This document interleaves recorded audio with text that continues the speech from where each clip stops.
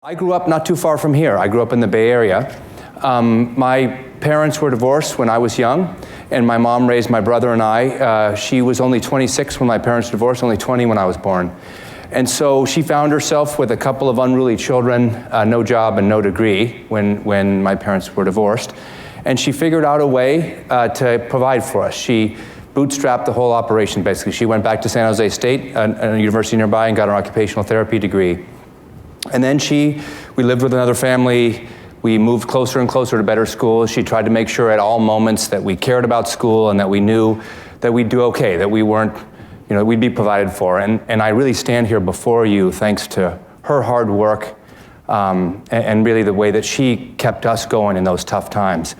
That's left me with a strong work ethic. And that's maybe why I had all those jobs and things like that. But it's also left me with a sense that if we have the opportunity, if we're provided with leadership responsibility or something, we should work to make the world a more fair and just place. And what that means to me is we ought to be figuring out ways to make it so that all of us can reach our potential, no matter where we started, no matter what life events hand us. We ought to figure out a way to make it more just. It's not going to be perfect, I know that, and we all have a small angle on what we can do, but we ought to do what we can do. So that's kind of where I begin. And that's really the reason I joined Cummins. Because at Cummins, I felt like the values of the place were a place where I could do really important work, but do it in a way I'm proud of. So I'm really proud to be here. I'm only the 6th CEO of Cummins, and in our nearly 100-year history, so it's a pretty big honor and obligation for me to be here. And so let me tell a little bit about that story. John said this already, but we started nearly 100 years ago, and we still have our headquarters on the site of our original factory that was in the barn in Columbus, Indiana. We're now, though, a big company, $19 billion in sales, 55,000 employees globally, operating in nearly 190 countries around the world. We have these 4 complementary businesses. I call them complementary because we mostly work together on technology solutions to provide power for a really wide range of industrial and commercial equipment. Just to give you a sense, we power the buses that are run by Beijing Public Transit. We do the backup power for the Taj Mahal in India. We provide engines for trucks all over the world, and we even supply the engines for the mine trucks that operate at 14,000 feet at the Altamont mine in Peru. So we are all over in all kinds of applications. And we really compete on technology. Because we just do power, we don't do equipment, we have to differentiate our products everywhere we operate. So technology is first and foremost how we do that. And we compete to some degree on global presence. We are also everywhere. Cummins brand is everywhere, our service network's everywhere, and if you need an engine and an application pretty much in any major market, we have one that we can make there, fits local regulations, and is competitive. So we're competing on availability, really, too. We're an entrepreneurial company. I may surprise you as a diesel engine company, been around so long, but this man hanging out of the bus is Clessie Cummins, our namesake, and this is not too long after 1919 when we were founded. And Clessie was trying to build the company. So when he started, by the way, he was a driver and a mechanic for a family called the Irwin family in Columbus, Indiana. And he's also a bit of a tinkerer and inventor, and he tried to convince his boss, W.G. Irwin, to give him venture capital to license the diesel engine from a company called MAN, German company, where Rudolf Diesel worked. He said, give me some money, I'll license this engine, or we'll bring in the US, we'll make tons of money. And W.G. Irwin, who owned the only store in town and the only bank in town, thought, hey, if we get a company here that hires people, maybe that's good for business and good for the community. He lent Clessie the money, and there's Cummins is born. Unfortunately, when Clessie started up with this great new engine, all the truck companies had gasoline engines and they didn't need a diesel engine, no matter how good the fuel economy is or how durable it was. I don't need one. So Clessie barnstormed the US, trying to convince all the people who bought trucks to demand their truck builders put diesel engines inside. This is a picture from him, from one of his barnstorming tours from New York to LA. Went more than 3,000 miles without breaking down, which at that time was a big deal, and also made it on $11.22 of fuel. This is how he got people to begin to put it in. It took him a while. So just like a startup company, we didn't make money for 20 years while he convinced all the truck companies to put this engine in. But by the late 30s, we were off and rolling, and the company was in full motion. But it really wasn't till after World War II, after the interstate road network was started to build out, that Cummins really started to appear in its modern form. And this is our second CEO, J. Irwin Miller.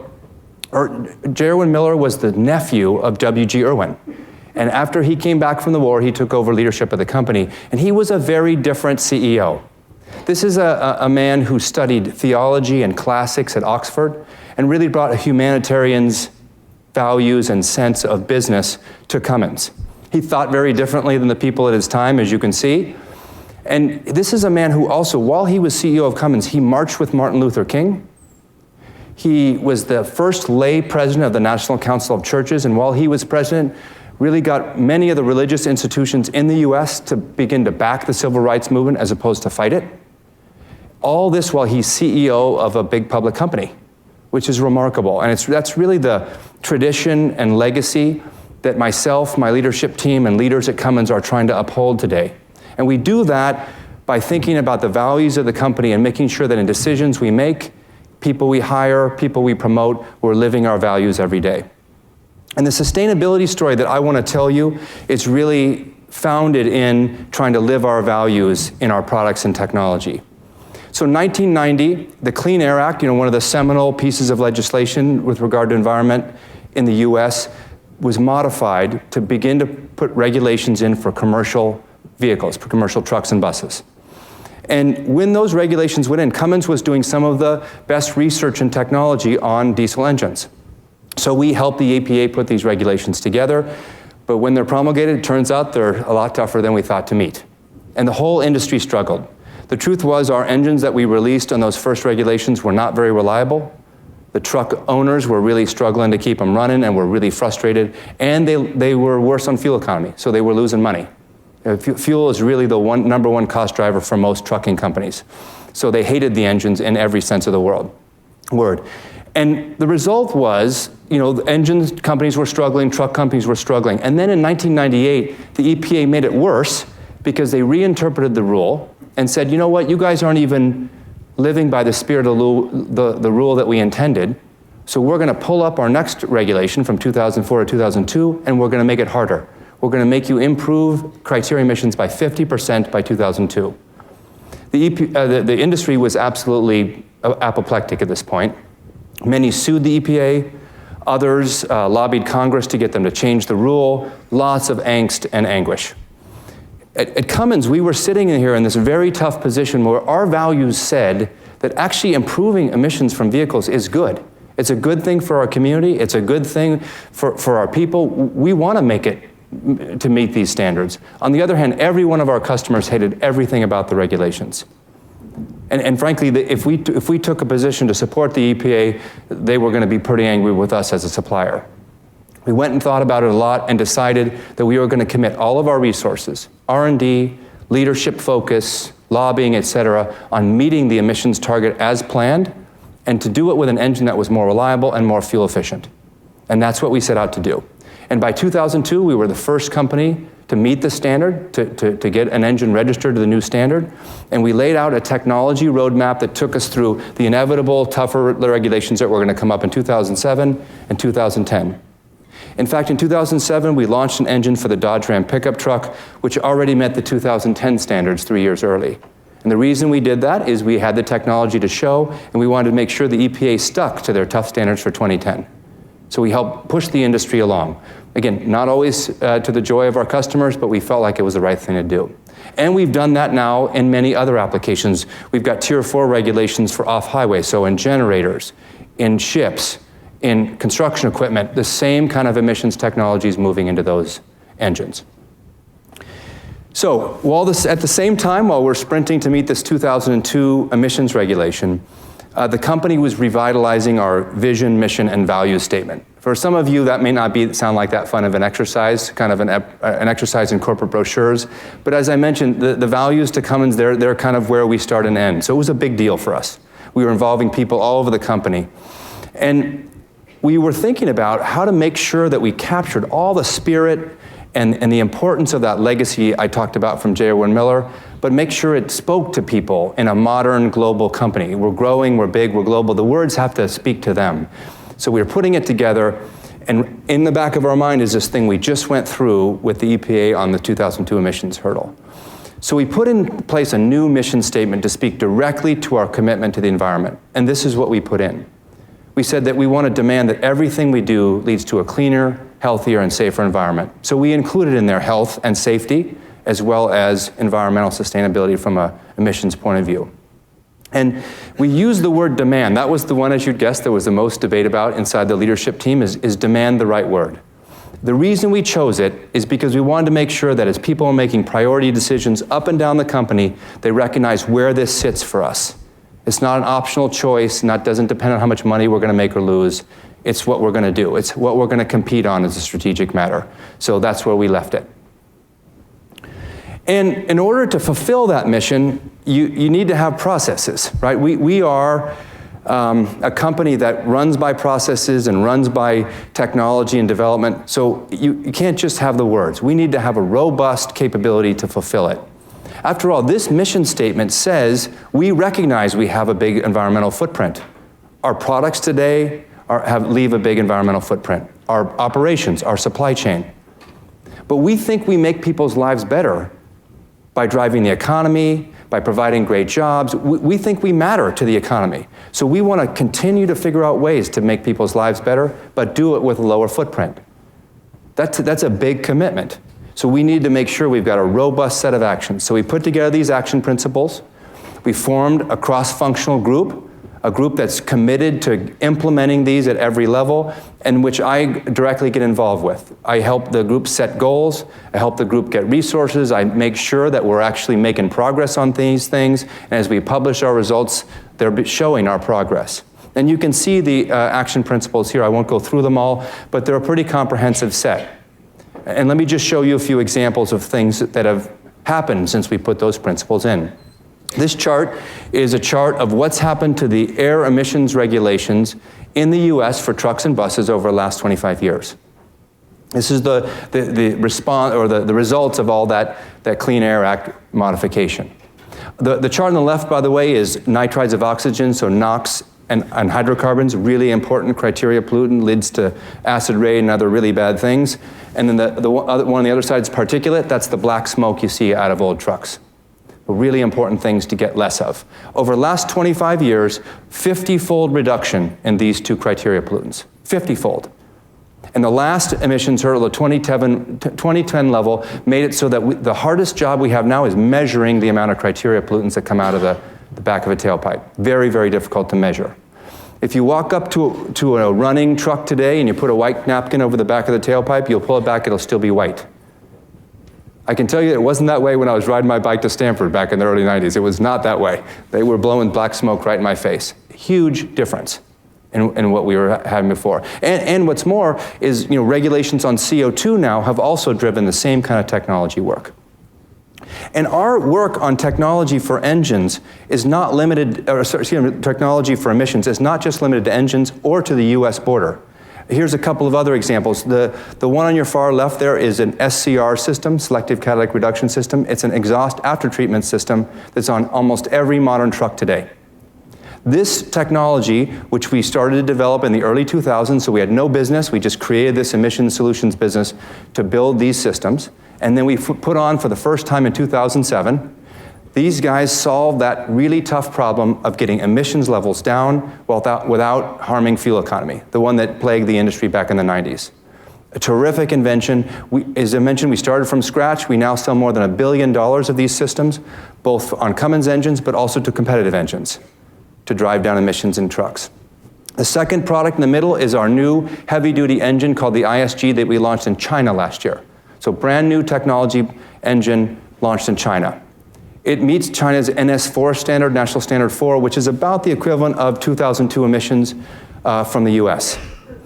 In this case, though, we were able to launch this engine, same power rating, same emissions rating as 2002, for 35% less.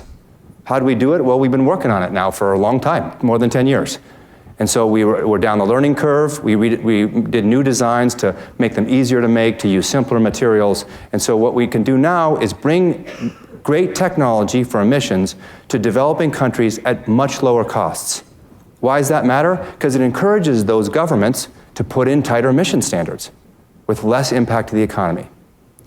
The one on the far right is a turbocharger, but it's not just any turbocharger, it's a remanufactured one. In our parts and service locations all over, we have more than 5,000 dealers around the world. All these dealers offer remanufactured parts and engines just as they do new ones. The difference is not only does a remanufactured part offer good cost and good quality, it takes 85% less energy to build than a new part. So last year alone, we recycled and reused 50 million pounds of parts and engines returned from our customers in our remanufacturing division. So full circle manufacturing in our service and distribution operations. Around the world, we're trying to impact global emission standards everywhere. You can see from this chart, we just did this from last year, all the emissions hurdles, emissions regulations that are being launched around the world. The colors, by the way, the darker the green means the more stringent it is, but none of these standards are the same. All these jurisdictions are putting in different standards, different stringencies, different details. And one of the action principles that may have surprised you was the one at the bottom that says that we talk to governments about putting in responsible regulations. And I know some of the cynics in the room probably thought responsible regulations meant easier ones. But in fact, for Cummins, it means the exact opposite. For us, we're pushing governments to make more stringent regulations. Why? Well, back to the original comments from J. Irwin Miller, we think that actually air emissions regulations in the US, tough ones, drove good results. Air is cleaner, don't get smoke in my face when I ride my bike, all kinds of other positive effects, and the industry is still running. It's still doing fine, we're still moving things in trucks. Seems like it's better. That's one. Second reason is we have good technology and we think we can win. We think we can compete on technology when emissions hurdles are really hard and offer a cheaper, better, more reliable solution than other people. So we want to compete in that world. So we push them for harder ones. But we also mean enforceable. Because one of the tough things in an industrial business about if you want to push environmental sustainability further is that the costs of technology are private and the benefits are public. Clean air is public, costs of technology are private. So one thing that tough enforceable regulations do is they make everybody comply, which pushes up prices most of the time, which means some of those benefits at least go to private to match with the costs. That's why we're driving for those things. Enforceability is critical. If enforceability is inconsistent, basically the only loser is the one who complies. So it's a really critical element to our strategy. Drive the technology, drive the emissions regulations to be stringent and enforceable. We also, though, have used those action principles to drive environmental sustainability work across the company. It's a really easy push, by the way. Nearly everyone in our company likes working on this. If they're under 35, they volunteer in 1 second. If they're over 35, it takes them a few seconds to think about it. But they all want to work on it. It's just the truth. And here we've got our supply chain efforts and materials, lower cost and lower weight materials, ones that have less impact in the supply chain. Lower weight's great for us because it means the engine's lower weight gets better fuel efficiency, which is less CO2. Transportation network, same thing, trying to make it more efficient, trying to make sure we're improving packaging so we can use less fuel moving things around the world. As a global company, we move a lot of stuff around. Doing that more efficiently saves fuel, better CO2, not to mention cheaper. And the one on the far right, which is a really interesting one, we have millions of engines in use today. They already own them, they're in vehicles or in equipment already. Can we do anything to reduce the CO2 of those? It turns out we can. So we can go out to those customers and do Six Sigma or other kind of improvement projects, offer software calibrations to better match their engine with what they do, also potentially improve operator or driver practices, maintenance practices, et cetera. We have set a target that by 2020, we think we can reduce our CO2 impact from products in use by 3.5 million metric tons per year, just by going out to customers and trying to improve the fuel efficiency of engines they already have. And we're already 20% of the way of that in just a few years. So we are moving fast on this, and our customers like us better. So it's win-win. We're also doing a bunch on facilities, and I want to show you a few things. This is a snapshot from our sustainability report. In our facilities, we're tracking energy and converting that, of course, to greenhouse gas emissions. We're tracking waste, and we're tracking water. Starting from the bottom with energy, we've been doing that for a while now. We're just about to complete our second 5-year plan to reduce our energy use across the company. I think we're going to make it. We're looking pretty good so far. And that'll be the second time, and then we'll set a new goal in 2016. The thing I would just tell you about that is that we have a really broad network now of manufacturing engineers, facilities people working on projects to reduce energy, because we started this, and they're all doing that while they're doing all their other work. Very little incremental effort in terms of people or money, and lots of really good results. On the recycling rate, that's a relatively new one for us, but we started at 88%, we're now at 90, we're on our way to 95, and maybe the tougher one there is to get to 30 sites by 2020, which are zero disposal. That's a tough standard because it means we can't put anything out of the plant that's not useful. So nothing to an incinerator unless we can get electricity from it. So it's a tough standard, and I'm pretty much certain we're going to have to come up with some new manufacturing processes and other things to be able to make that work, but that's where the innovation starts. Tough standards is where innovation goes, and we've met them before, and we'll make it again. Water is the last one. It's a huge issue, of course, for the planet, and we think we got to do our part. We set our standard for water. Lots of good projects came in.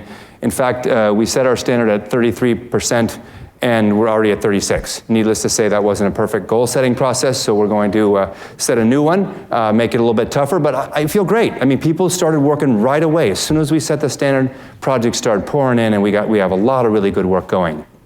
The one on the left is tougher again. What we're saying is that we operate in some water-stressed areas in the world, and we want to make sure from all those facilities, 15 of them we've listed there, we get to zero net water use. That means we either use no water, or if we use any, we have to create water resources in the community that offset the water use we have. And I want to go to a story about that. I visited the Nandal village in India the first time in 2005. Nandal is a very small village. It's about 2.5 hours drive from Pune. It was 4 hours the first time I went. It's 2.5 hours now.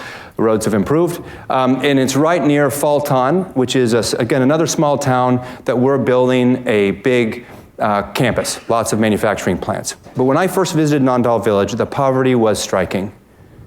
Brown fields, no good crop yields, dry and unforgiving land, mud huts, cook stoves inside that burn dung or charcoal, smoke all filling these huts with the women and children inside the huts. Really depressing. I mean, a really, really tough place. We started putting the plants down, and we've hired employees into Faltan. And as we've hired people there, they've gone into the community to volunteer time. They built a school, they improved curriculum, helped hire teachers, they built the restrooms. The only public restrooms in the village are at the school. And they worked on cook stoves. Our Emission Solutions group, people that make that exhaust after treatment device, came up with a cook stove that doesn't have as many carbon emissions, so when they cook in the huts, they don't fill it with smoke. But the thing they did most, that's just most impressive, is they helped harness the water resources that were there and make sure they had less leakage, less waste in the water, so that they could use them to do crop irrigation and use it for the village for drinking water. I took my board there last year in 2014. We had our board trip to India, and we went back to the village, and it was one of the best moments of my career. When I went through that village, the crops were bright green, filled the fields, bright green. I'm not kidding you. It was amazing. You swear it wasn't the same place. Mud huts replaced with reinforced concrete buildings. We went to the school full of kids in uniforms, at school 2:30 in the afternoon, all day school, learning just like you'd want them to. And what made the difference? Water. The village has water, so they're able to create their own wealth from crops. It was remarkable. And that's where this spirit of corporate responsibility that started all the way back at Irwin Miller's time and environmental sustainability came together at Cummins. Now we have people volunteering, making a difference in their communities and focused on environmental sustainability. We have 3 areas of kind of focus for our corporate responsibility efforts. Poverty is one, we call it social justice. The other is education, and the third is environment. And as I mentioned, the energy around the environment in our workforce is huge. And the energy for volunteerism is huge. So it's really driven an incredibly great connection. I just put these one set of numbers up here just so you could see. We have this program called Every Employee, Every Community, where we say to people, if you want to volunteer in your community, we'll give you 4 hours of work time to do it. 4 hours, big deal. 3 out of every 4 employees in our company took us up on that. 55,000 employees all over the world, 3 out of every 4. I mean, I was just staggered by that. I mean, even the angry ones seems like they took it up. So it just really, it just speaks to the spirit of the company. You can see why I love to work here so much. It's a great place. And I'll want to go to questions, but let me just close by saying this. I think our company makes the world better. I think we offer things that move our economy. We offer good quality jobs. We help our communities. But we have a big footprint. And we're committed to making sure that we still have that great impact on the economy, but we reduce our footprint. We think we can do it through technology and innovation, but we also need to work on this problem about private costs and public benefits. So we think by pushing governments to enforce and make tough regulations, we help solve that contradiction and the world wins. So that's what our strategy is, that's what we're dedicated to doing. And with that, let me open up and take questions. Thank you very much. Yeah.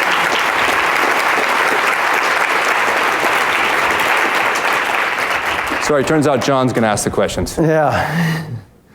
So pick a seat, any seat. Okay, thank you. Including the hot one.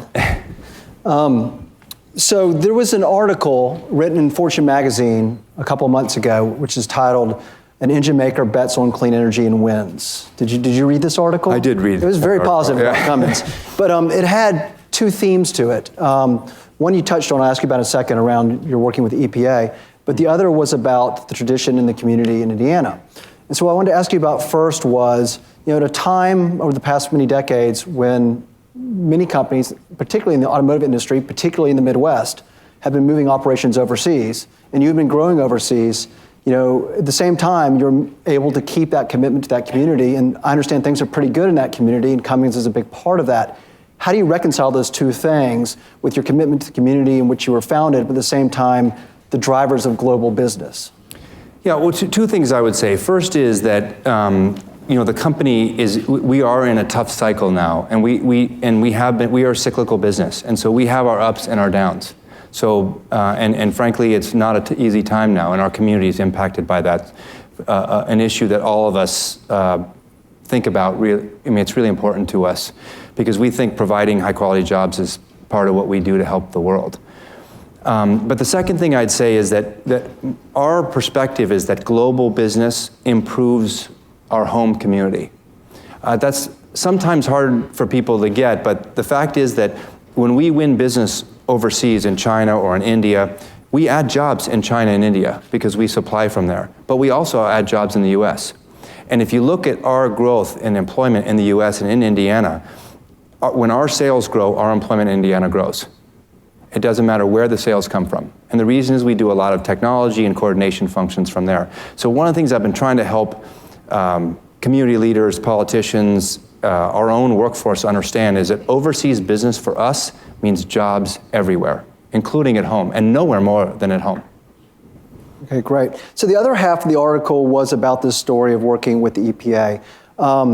Earlier this year, BSR had the privilege of having Gina McCarthy, EPA administrator, in our office in San Francisco. It was a small gathering with some member companies. A lot was about the new power plant regulations. But, she asked, companies asked her, and a lot of these were tech companies, about what they can do. These are companies that have very strong environmental programs and goals as well. But they're mainly tech companies. It wasn't really companies in heavy industry in the Midwest, where I think it's more unusual to be working with EPA. And you're involved in a lot of forums with other CEOs, probably many of which are in other heavy industries. How do you have a conversation with them about working with EPA, the benefits of doing so, and why have we not seen more CEOs in those types of industries kind of embrace the ideas that you have that this could be good for business?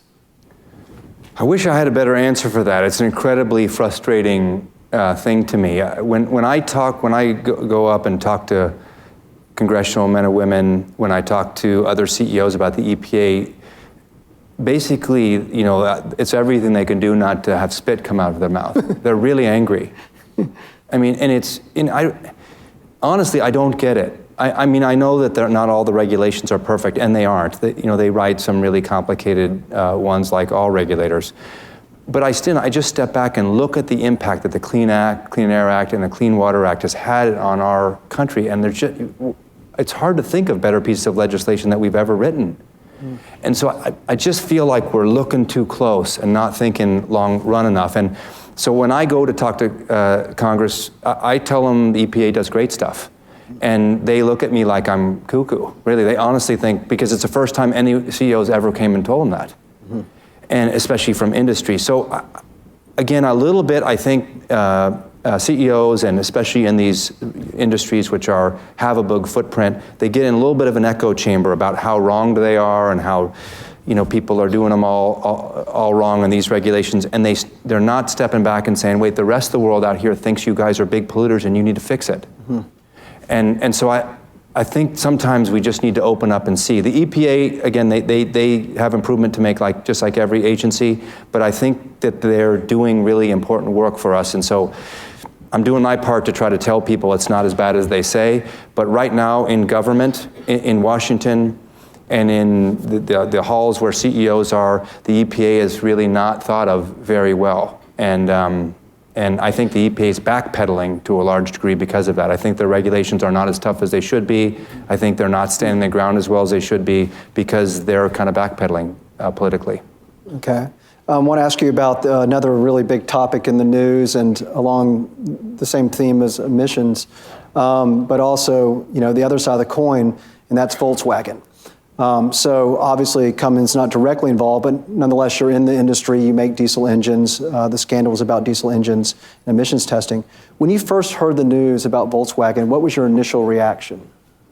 I just couldn't believe it, to be honest. It's really hard to understand the company's logic for thinking that they could get away with it, frankly. Even if you had the morals to do it, thinking that you'd get away with it, it's beyond me. It's really hard to understand. But that said, I would say I don't think this scandal has anything to do with diesel engines, to be fair. I think it has to do with cheating.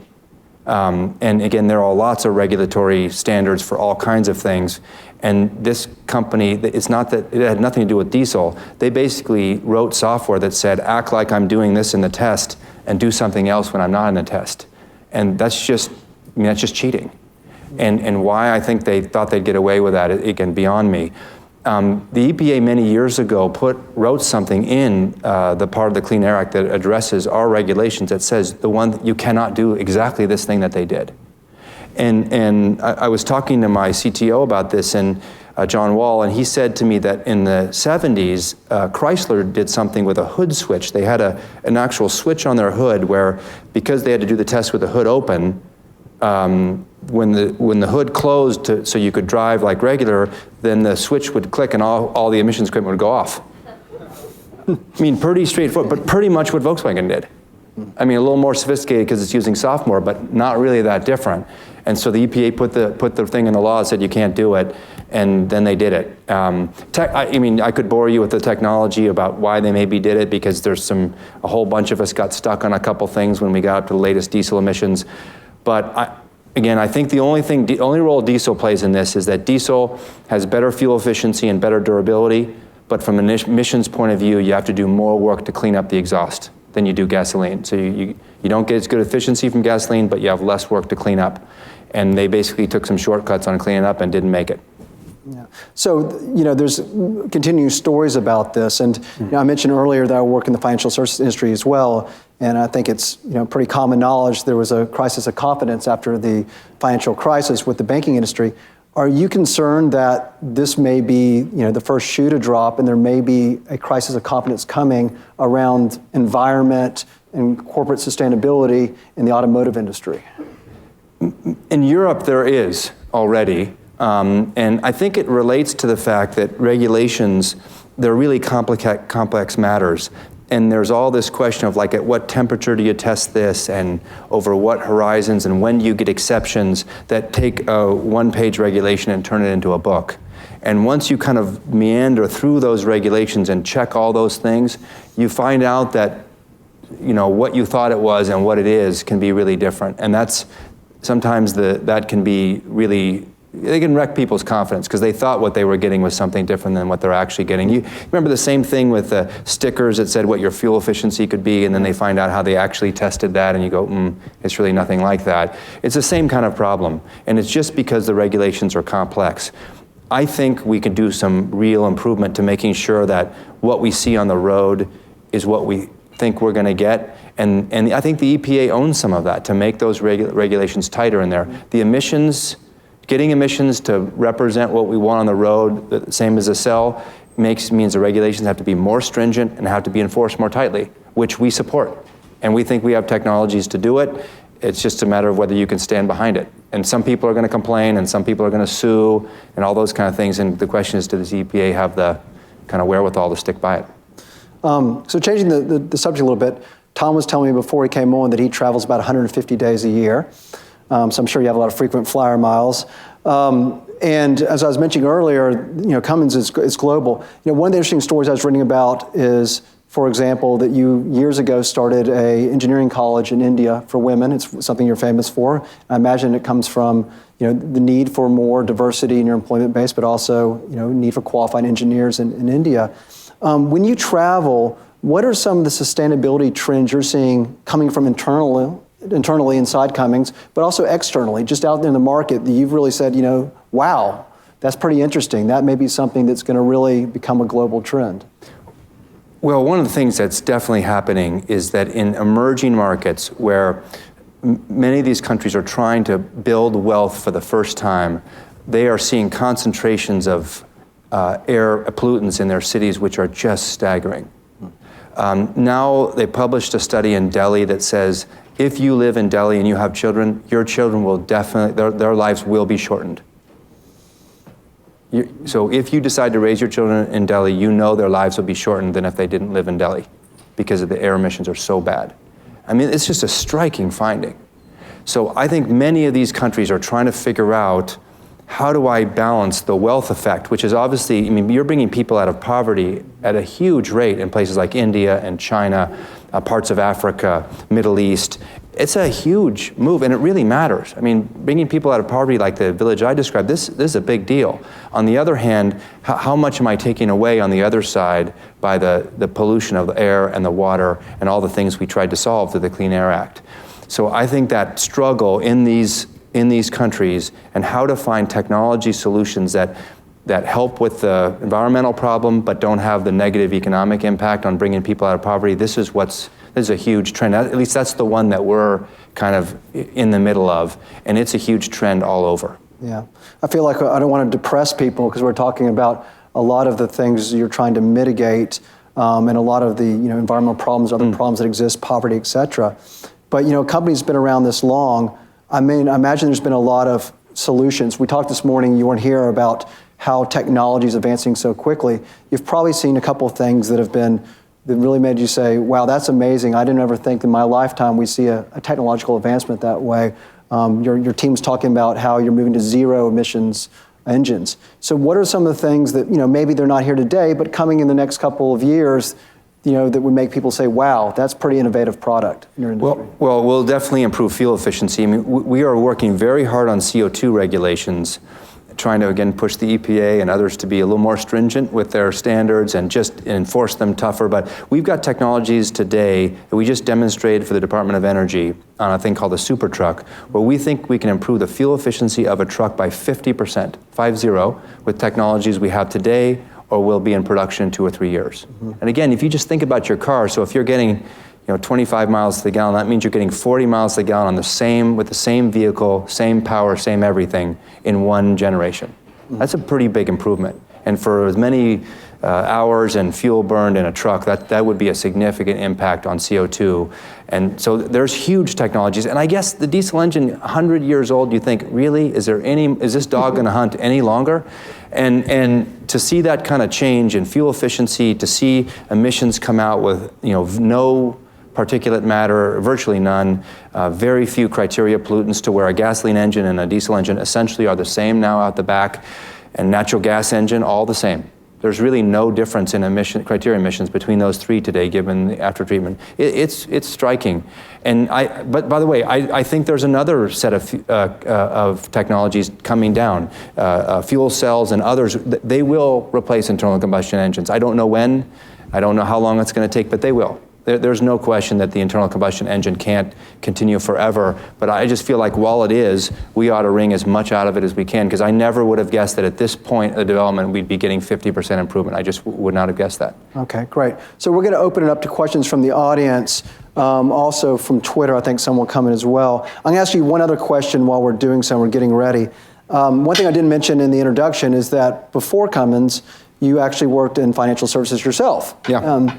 You've mentioned that, very surprisingly to many, that EPA is an ally of Cummins. Are your investors an ally when it comes to sustainability? Are they a hindrance? How do you engage with them on sustainability, or how are they engaging with you on sustainability as well? I think when we speak in environmental sustainability language to investors, pretty much, they just kind of yawn. I mean, there are a few investors that maybe that's the way they're oriented, and then they're excited about it. But broadly speaking, they're not that excited. But I think the challenge for us is to turn our environmental sustainability efforts into strategic efforts that we think differentiate us and therefore drive long-term revenue and profit and returns. And that's what they care about.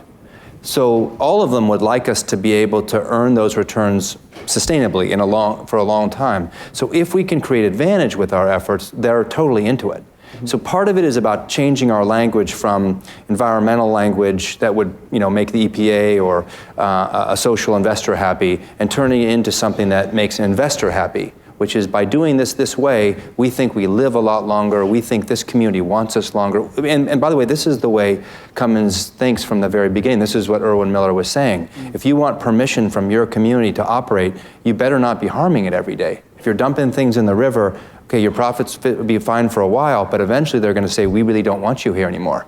Yeah. And so that really can't be your play. So the idea is trying to talk to your investors about how your approach means you're gonna be around longer, and you're going to be making more money longer. Then I think they're interested. I mean, their time horizons are sometimes not quite aligned with yours, but that said, it's our job, I think, to work on them and make them so. Great. So let's go to some questions from the audience first. I think there's one way in the back.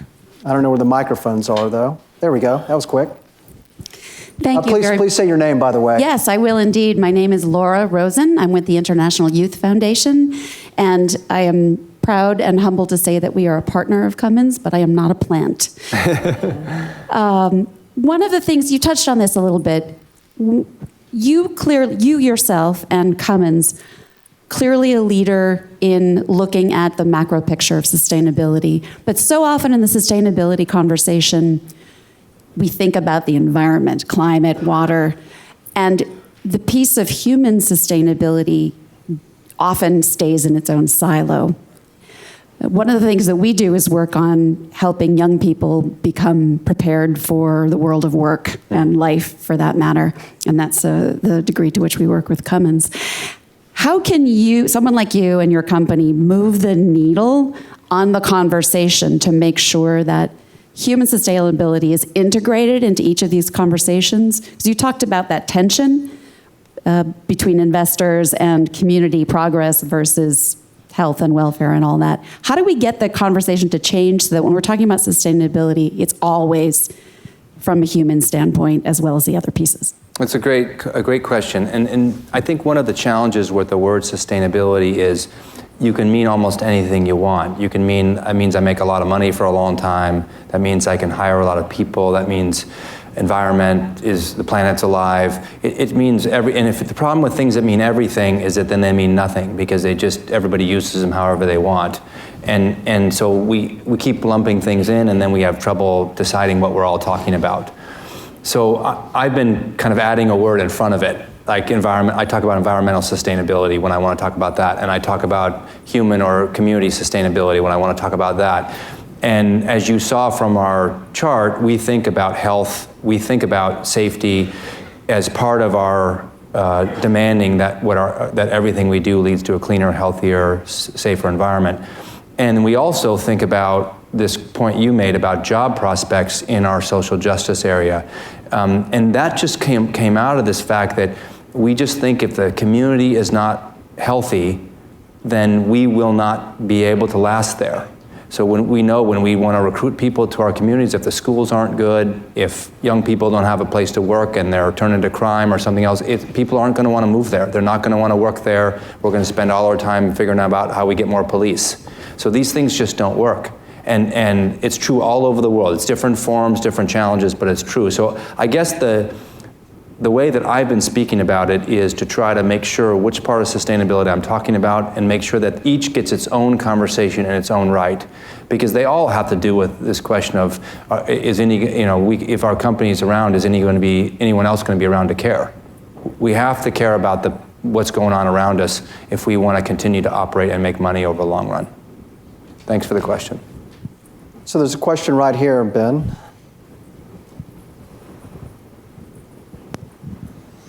Hello, I'm Rati Harjono from Jakarta, Indonesia. We have a serious pollution problem in Jakarta with our buses and trucks and everything. Are you in Indonesia? Are you operating? And my second question is, how do you deal with developing countries with very weak regulations on every front? And yet the product you are offering is a very positive one that will do a lot of good for developing countries. Thank you. That's a great question. We do operate in Indonesia, but I will say that we're not very successful in market share in the truck industry. We do operate in some parts of it, in mining in particular, but less in truck. But the question you're asking is a fundamental one, and it's one that we've been struggling with for a long time. So I visit each of the governments in these countries. I lobby in China, I lobby in India. I've not lobbied in Jakarta yet, but I promise I will. And it's all about trying to get them to toughen their emission standards. And the way that we do it is we try to walk in and say, look, we have technology that we put in the US in 1998 or 1995. And today it is reliable, it's inexpensive, and we can partner with local companies in your country. And we'll transfer technology to them. We'll partner with them, we'll joint venture with them. They'll learn this technology. So it's not just that we're going to come in and take all the revenue as a foreign company. We'll partner, and we have joint ventures all over the world. So we'll bring it in, just make it tougher. Inevitably, what we find is there's somebody on the other side who has all the business today who is lobbying in the exact opposite way.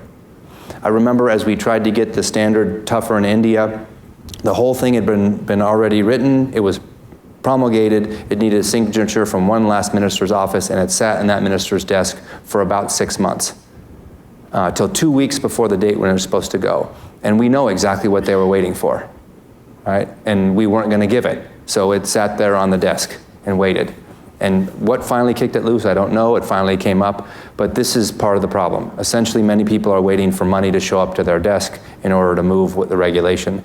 But I would say the broader problem is trying to convince people that tougher emissions regulations can be put in place that do not damage their economy and do not damage this opportunity to do wealth buildup. And what we try to do is say, hey, it's not as expensive as you think, and we can add jobs and technology to your community by bringing this technology here. Are you sure you don't want to do that?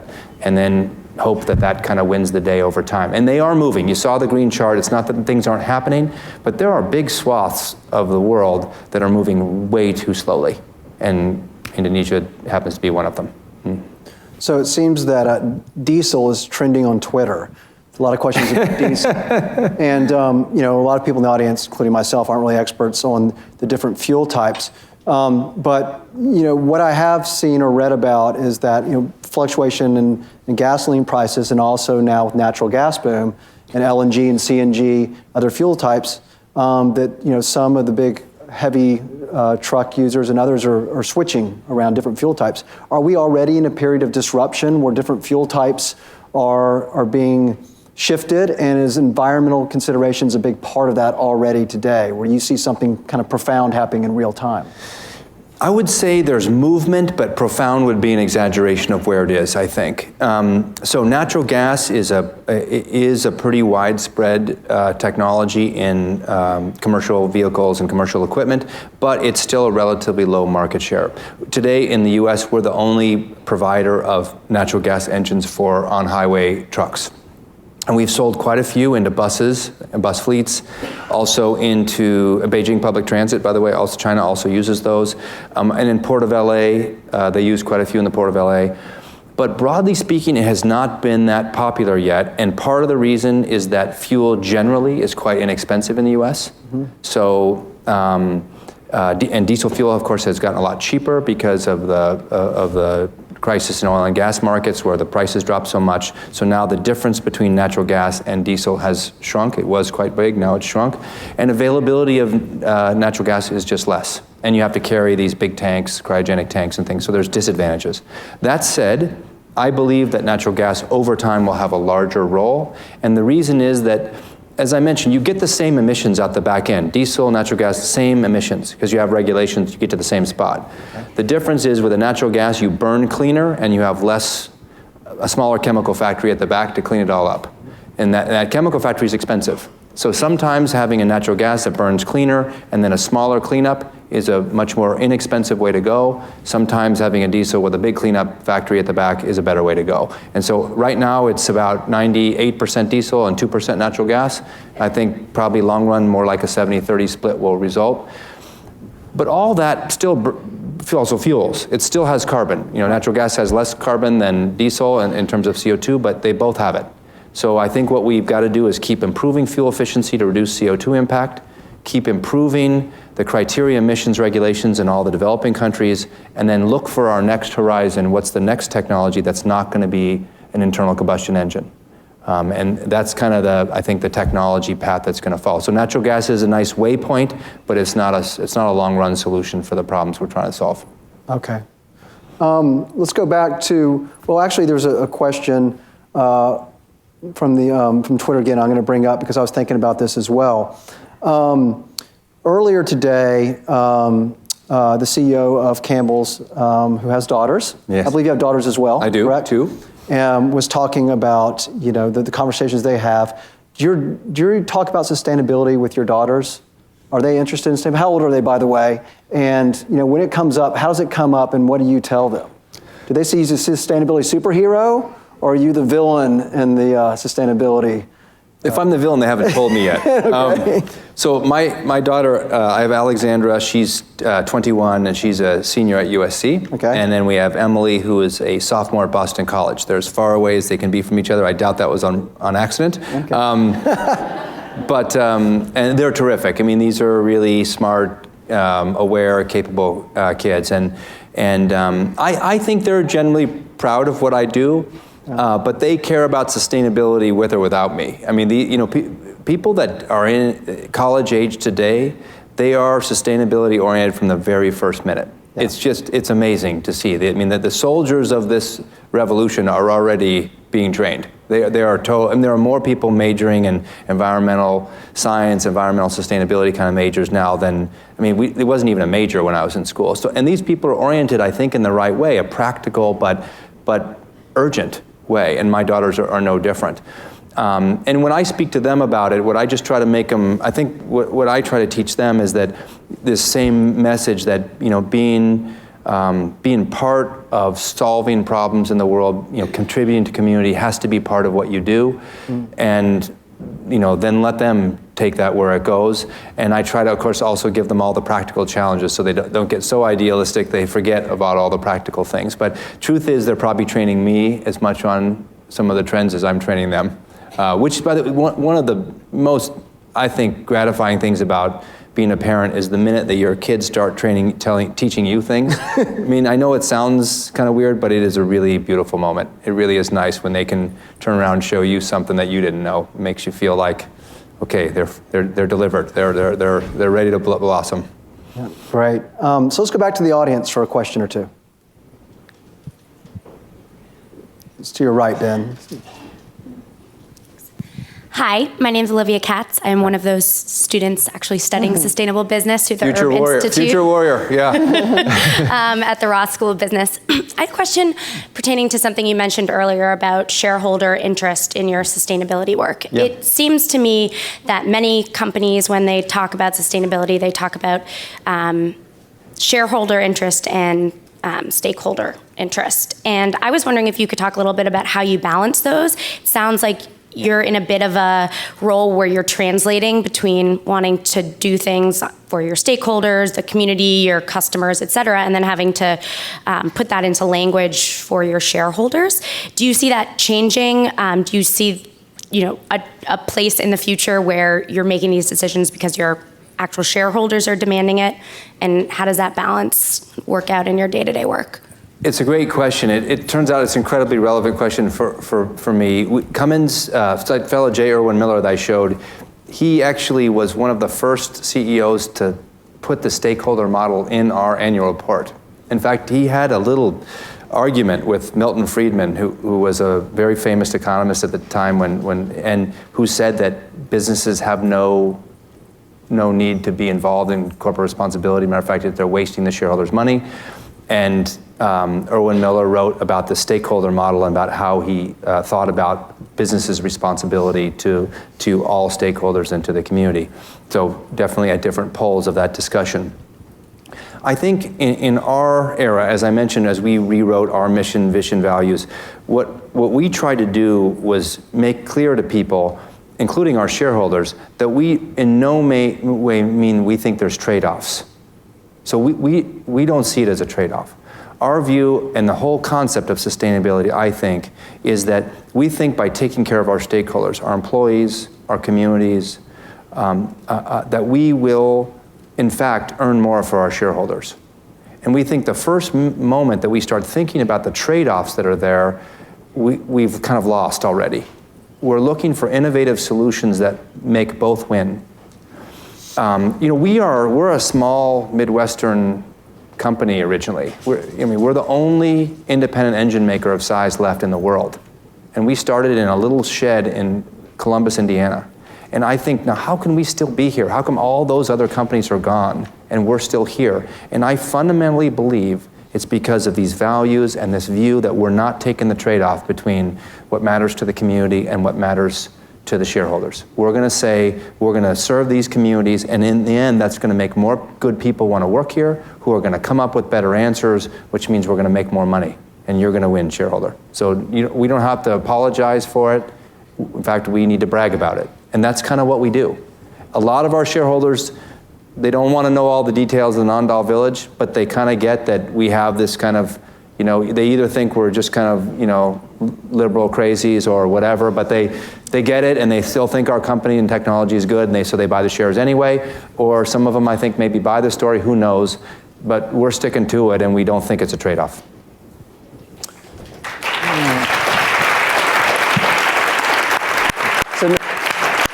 It's a nice round of applause. We're not actually even done yet. Yeah, that's good. So let's take one more question from the audience real quick.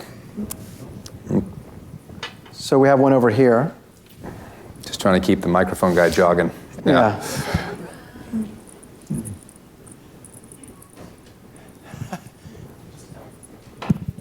Hi, I'm Oren Jaffe from Corporate Citizenship, Inc. Curious, you talked a lot about CO2 and carbon, and we know that carbon tax is going to come.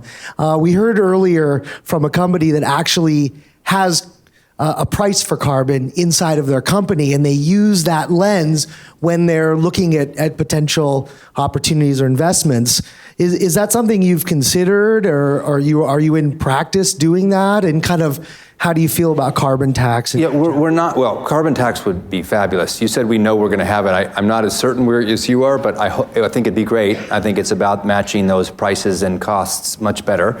But just in terms of an interim step, looking at our own environmental P&L or using some measure, we've taken a good look at that. So I'd say for the last 5 years, we've been looking at different companies, looking at how they're doing it.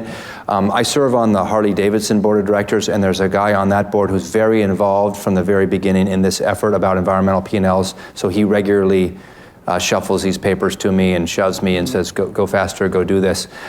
So we've been talking about that. In that environmental working group that I mentioned inside the company, we are looking at all those and we're evaluating it.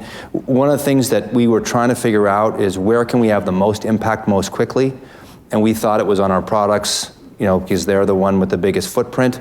Our facilities and our supply chain, and we didn't really need an environmental P&L with a carbon tax thing to figure that out. It turns out the numbers were overwhelming, and so we didn't.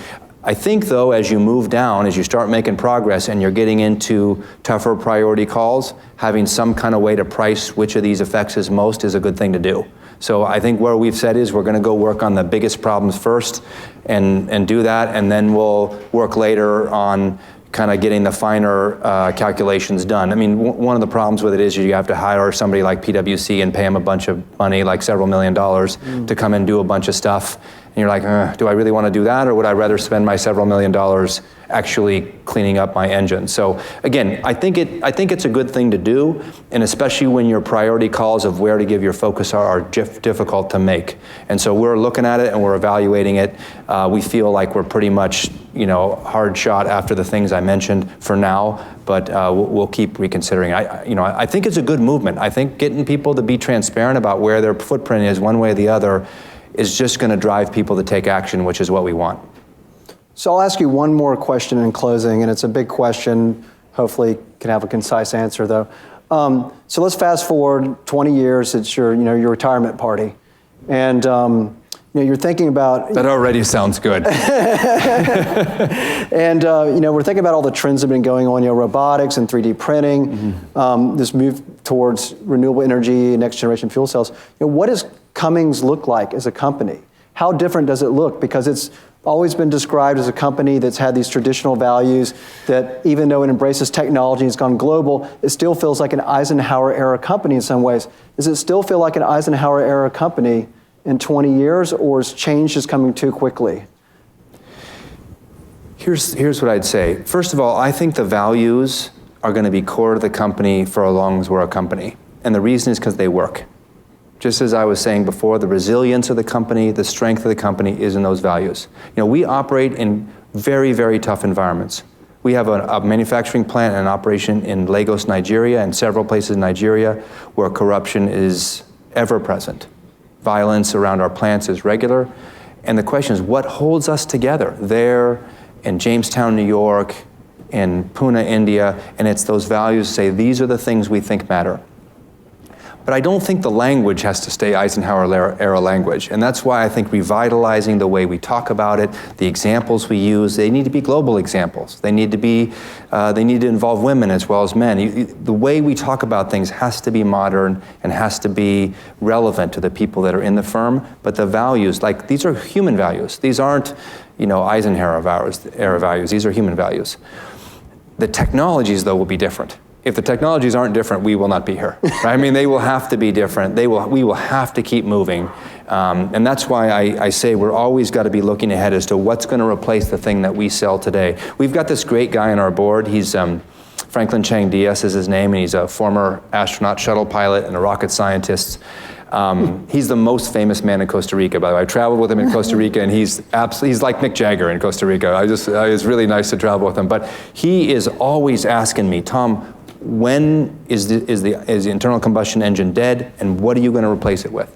We never get through a board meeting where he doesn't ask me that question. And that kind of push from our board, that's exactly what you should have. Always looking ahead to say what's going to win next time, and and keeping your action on it while you're still trying to make sure that you've got good jobs and you're helping your communities and making money today so your shareholders don't run away from you. You got to keep your eyes to the future. Wonderful. Yeah. So please join me in thanking Tom Linebarger for his time today.